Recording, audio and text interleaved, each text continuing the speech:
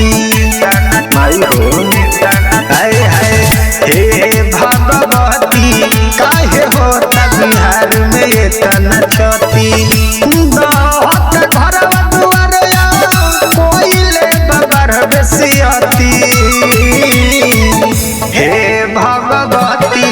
काहे होता बिहार में इतना छती माई हो हे भगवती काहे होता बिहार में इतना छती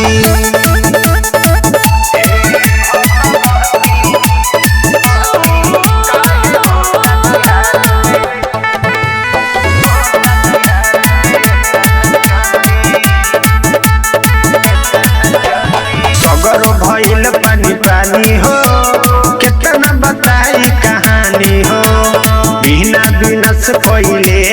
माई लागत अब कि न मानी हो माई हो दया करी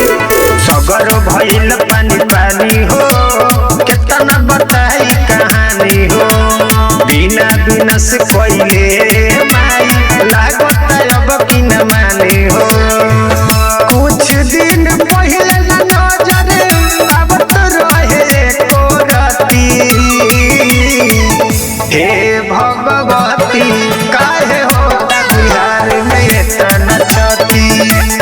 माई हो हे भगवती काहे होता बिहार में इतना छती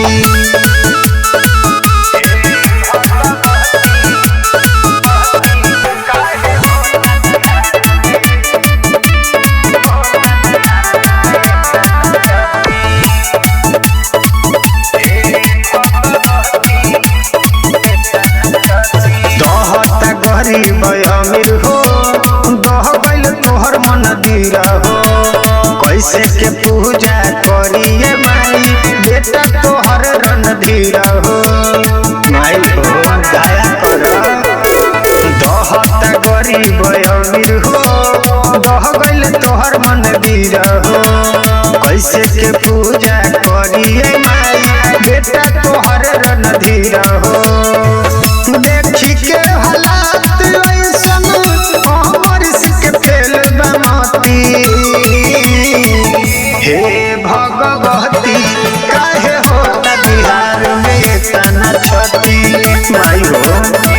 हे भगवती काहे होता बिहार में इतना छती। Mahakal recording studio Ludhiana.